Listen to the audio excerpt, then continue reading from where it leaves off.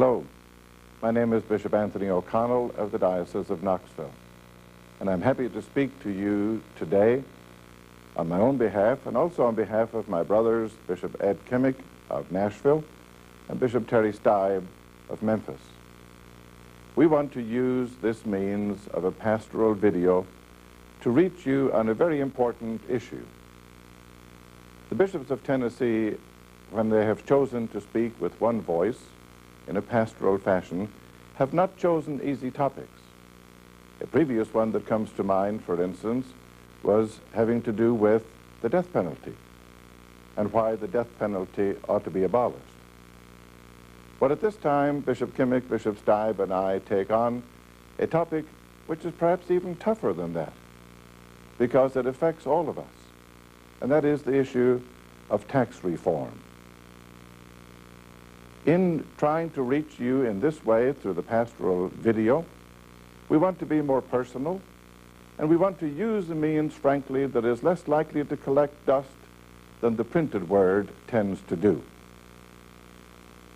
As we look at our great state of Tennessee, there are so many issues that we could deal with, and even national issues, or within our church. There are many issues having to do with evangelization, with stewardship, with Catholic education.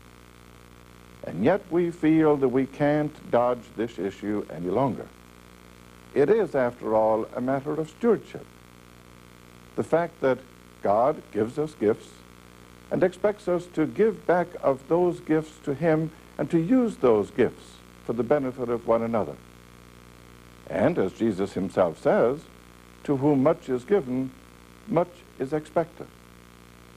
So I urge you, in viewing this video and in the discussion which will take place after it, I urge you to lay aside even some strongly held political convictions that you may have and to open yourself up in a new way to Jesus Christ. After all, we ask ourselves, what would Jesus do? What would Jesus say? Where would Jesus be today were we to ask Him the question, what do you think of taxation in Tennessee? It's a tough question. We all approach it from various viewpoints, and we have some very strong viewpoints on this, and they're valid.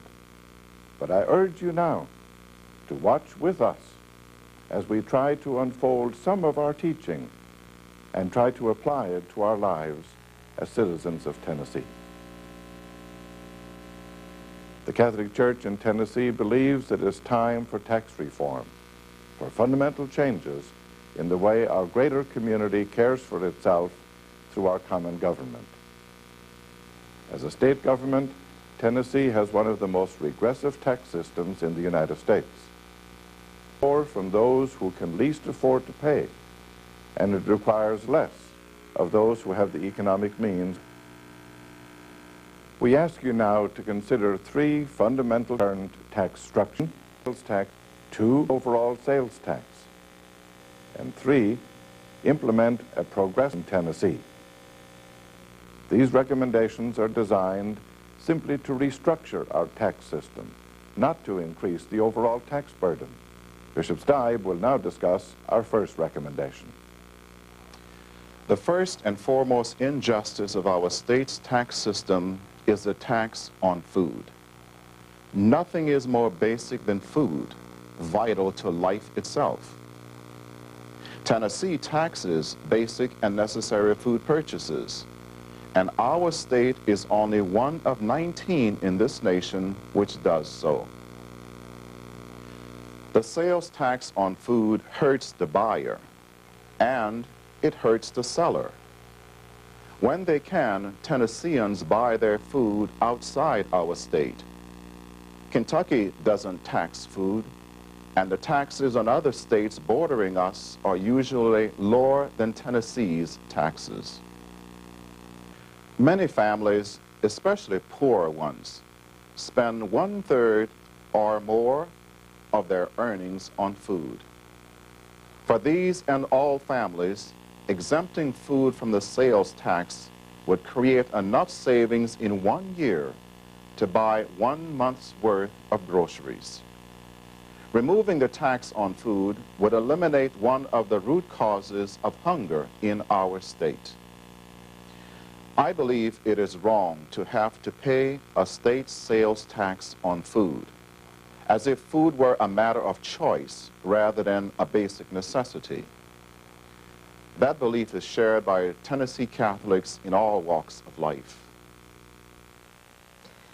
While my husband was unemployed for over 2 years off and on, we still had to buy things like milk and bread and diapers for the kids and for ourselves.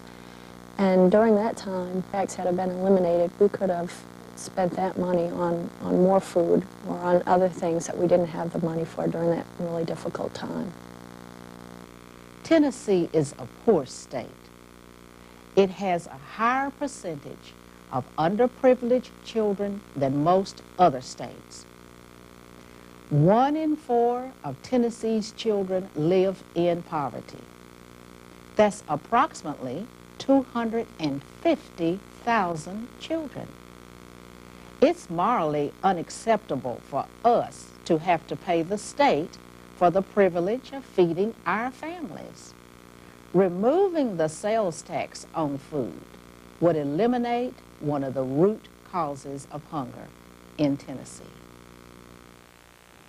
The tax on food is unfair, but the very structure of Tennessee's sales tax rates also leads to inequities. Depending on what counties and municipalities have added to it, the tax rate can be very high.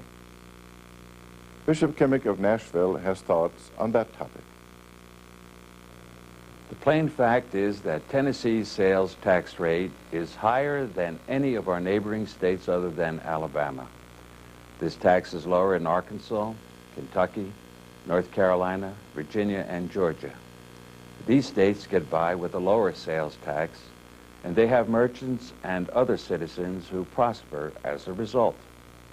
In Tennessee, those who are close enough to a state line and who have the means do not hesitate to travel purchases, and Tennessee loses this business. This does no good for Tennessee consumers who are making these trips or merchants who are losing sales. About $250 million in Tennessee each year because it is less expensive to buy out of state. I am a merchant in Chattanooga, Tennessee, adjacent to the state of Georgia. I am very much concerned about the need of tax reform. In the state of Georgia, they charge 5% in sales tax. In the state of Tennessee, we charge 7 3/4%. Obviously a disparity which encourages people to buy merchandise in the state of Georgia instead of Tennessee, and therefore we lose revenues. So when you look at sales tax, you have to look at 2 prominent things. One is the regressiveness of the sales tax. The sales tax hits those people who can least afford to pay that tax.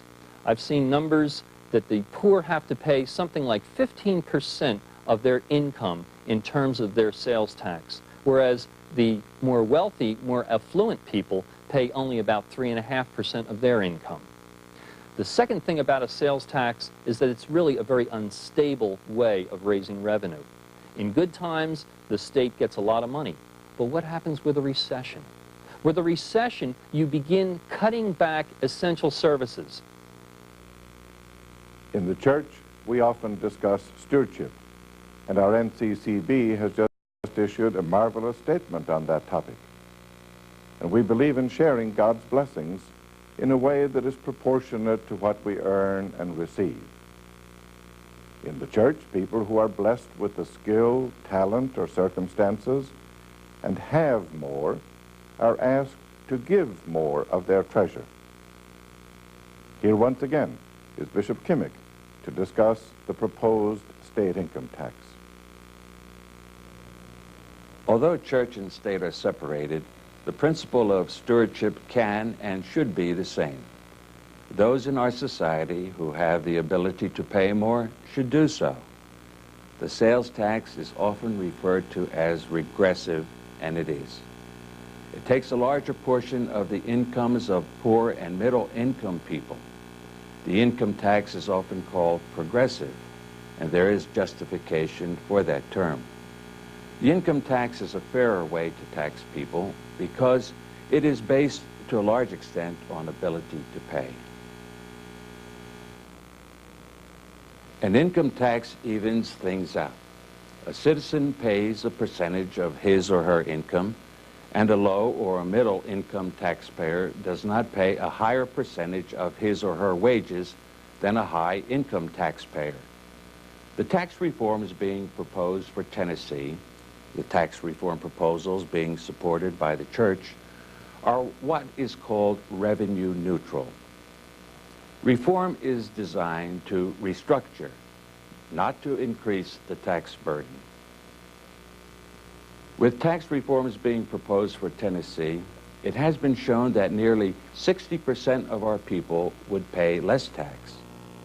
Our state government would gain lost revenues, and our lawmakers would have more flexibility and stability in setting and meeting budgets for important programs.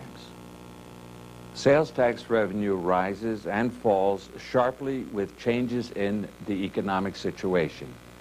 In the 1980s, Tennesseans were subjected to 28 separate tax increases, 4 times as many as any neighboring state.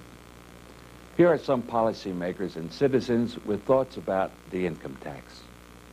The fact is, the tax situation in Tennessee and the sources of revenue from our tax structure are simply will not keep up.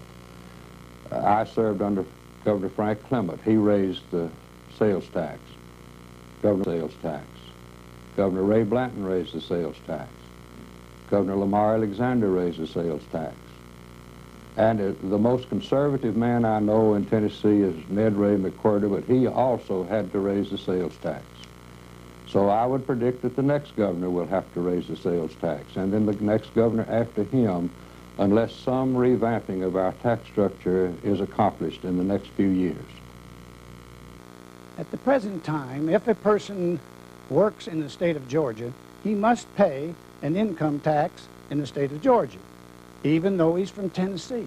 If a person from Georgia works in the state of Tennessee, he does not pay any income tax. This is absolutely unfair, and we need tax reform. Yes, we are religious people, and we may indeed be idealistic, but we are realistic. We certainly are realistic enough to know that the knee-jerk reaction of most people is that they don't like income taxes. We know that in the current national and state political climates, discussion of taxation is to be avoided at all costs. It is not a popular subject for those in government. Tennesseans do want and have a right to high-quality services from their governments. We want children immunized through the public health system.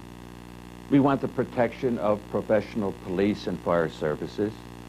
We want a world-class system of education for our state's children. We want our environment protected. And we want our state parks and highways to be modern and well-maintained. We want all of these things, but we get what we pay for. We are one of the least taxed states in the Union, and it is a fact that Tennessee ranks last or near last nationally when it comes to providing some of the human services I just listed. We can call this theology of reality. Heaven doesn't have taxes, but Tennessee does. The reality is that we have a government to help us take care of each other, and we have taxes to support it. We, as people, need the services which, in our democratic system, are provided collectively through our various governments. Services have to be paid for, and services mean tax. The taxes are certain, and the only question is how and what kind of taxes. Who bears the greatest and fairest share of the burden? To summarize, we in the church believe the sales tax must be removed from food. The overall sales tax rate must be reduced to better protect the interests of poor and middle-income people and be more consistent within Tennessee. The enactment of a general personal state income tax is a necessity for the stability of our government and the greater good of all our people. And now we ask you to think about this prayerfully and realistically. Bishop Kimmick, Bishop Stive, and I are truly grateful to you for the time that you give, not only in watching this video, but in prayerfully discussing it, and yes, getting into arguments about it. Our first venture into video has been a rather fearful experience because of the topic that we have taken. It is a tough topic. Many say we need to discuss this and to propose something like this like we need another hole in our heads. But I believe the gospel gives us no option but to do it. If we are to be stewards of all God's creation, we have to make sure that we give back proportional to our means. I urge you to take what is in this video and to make it a part of your life and to take it to our elected officials. They need to know that not only do we care, but that we will support them in the tough steps that they have to take.